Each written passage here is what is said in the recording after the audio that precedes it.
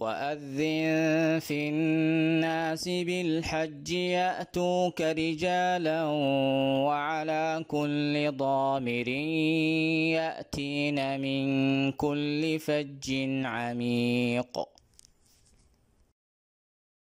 إن الحمد لله نحمده ونستعينه ونستغفره ونستهديه ونعوذ بالله من شرور أنفسنا ومن سيئات أعمالنا، من يهده الله فلا مضل له ومن يضلل فلا هادي له، وأشهد أن لا إله إلا الله وحده لا شريك له، وأشهد أن محمدا عبده ورسوله وصفيه وخليله وخيرته من خلقه، صلى الله عليه وعلى آله وصحبه وسلم تسليما كثيرا.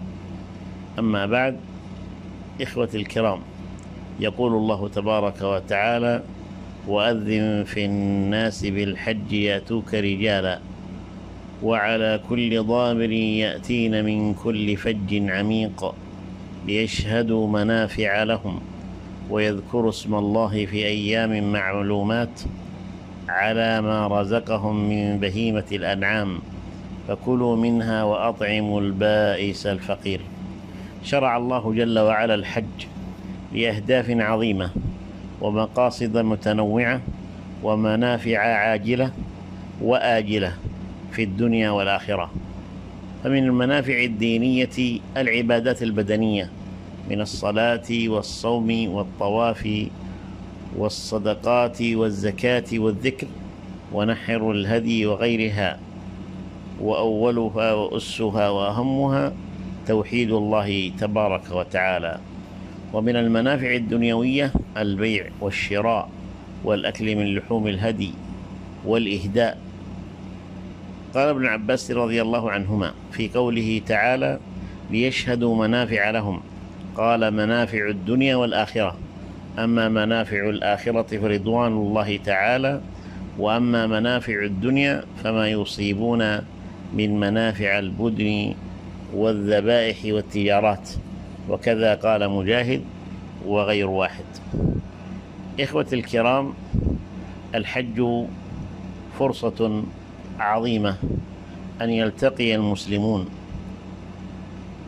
وأن يتآخوا بينهم وأن يجددوا العهد فيما بينهم على تقوى من الله جل وعلا. وشرع الله تبارك وتعالى هذه الشعيرة العظيمة وهذه العبادة وهذا الركن لمقاصد عظيمة، ومن ذلك توحيد الله تبارك وتعالى وإخلاص الأمر له. قال الله تعالى: وإذ بوأنا لإبراهيم مكان البيت ألا تشرك بي شيئا وطهر بيتي للطائفين والقائمين والركع السجود. وقال تعالى: قل إن صلاتي ونسكي ومحياي ومماتي لله رب العالمين لا شريك له وبذلك أمرت وأنا أول المسلمين. ولذلك شرع الله للحجاج أن يقولوا في تلبيتهم: لبيك لا شريك لك لبيك، لبيك اللهم لبيك، لبيك لا شريك لك لبيك، إن الحمد والنعمة لك والملك لا شريك لك. وكان النبي صلى الله عليه وسلم يقول: اللهم حجة لا رياء فيها ولا سمعة.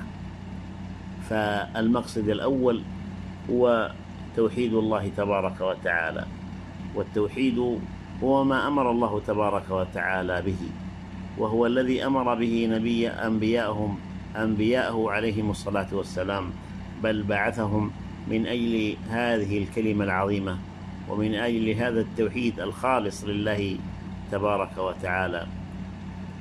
ومن المقاصد أيضا العظيمة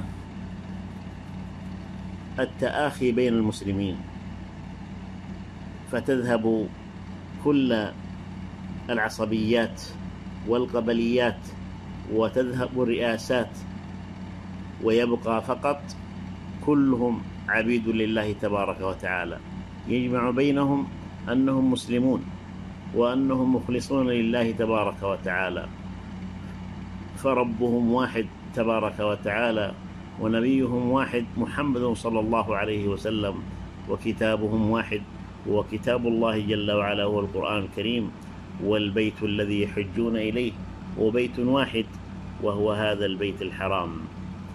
إخوتي الكرام، ومن المقاصد العظيمة أن يتعلم الحجاج دين الله تبارك وتعالى، وأن يتبصروا به في رحاب هذا البيت العتيق، فهم يلتقي بعضهم ببعض ويتعلم بعضهم من بعض. قال تعالى: وما أرسلنا من قبلك إلا رجالا نوحي إليهم فاسألوا أهل الذكر إن كنتم لا تعلمون بالبينات والزبر وأنزلنا إليك الذكر لتبين للناس ما نزل إليهم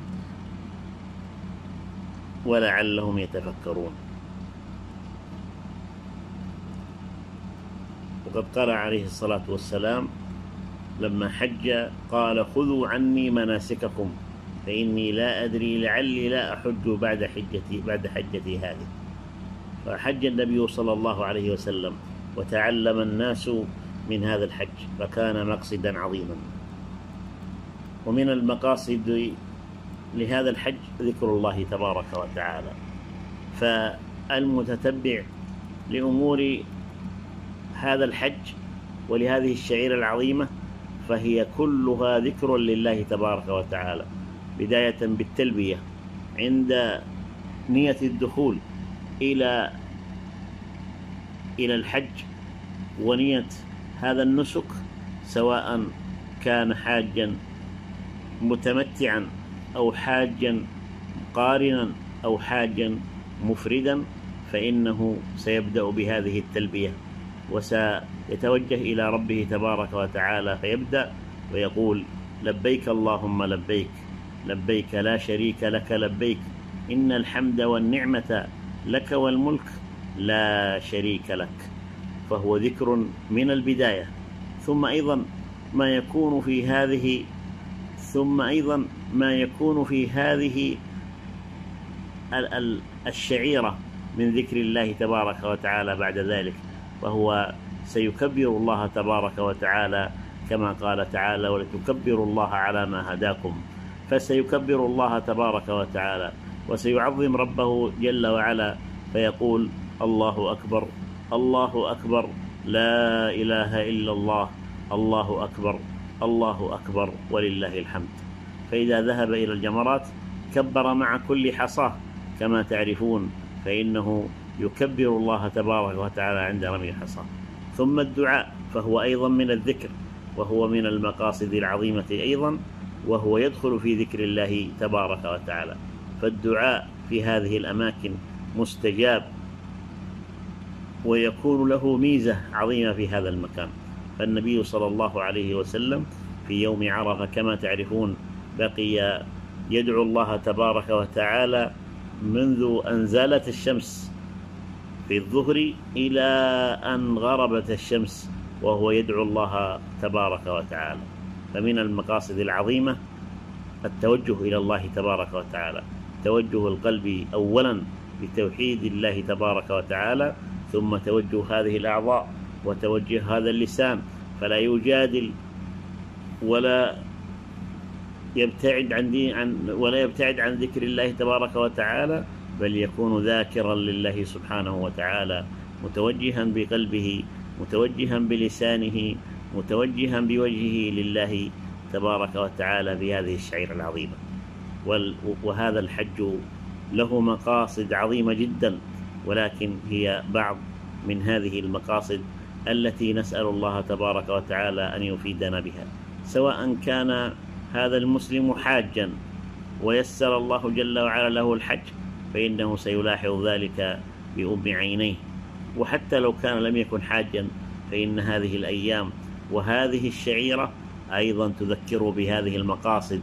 فليس المقصود الحاج فقط، بل إن غير الحاج يرى هذه المقاصد أمام عينيه، وهو يرى الحجاج يأتون من كل مكان، ويرى هذا التوحيد لله تبارك وتعالى، وهو يعيشه حاضرا واقعا، يعيشه في بيته، يعيشه في بلده، في مكانه، وهو يوحد الله تبارك وتعالى. وما أمروا إلا ليعبدوا الله مخلصين له الدين حنفاء ويقيموا الصلاة ويؤتوا الزكاة وذلك دين القيمة.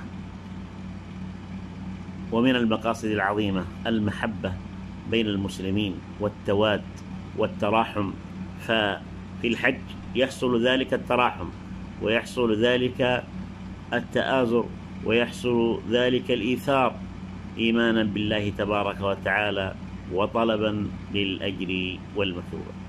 تقبل الله منا ومنكم صالح الأعمال، ونسأل الله تبارك وتعالى أن ييسر للحجاج حجهم، وأن يكتب لنا ولكم الأجر والمثوبة. صلى الله وسلم على سيدنا محمد وعلى آله وصحبه أجمعين.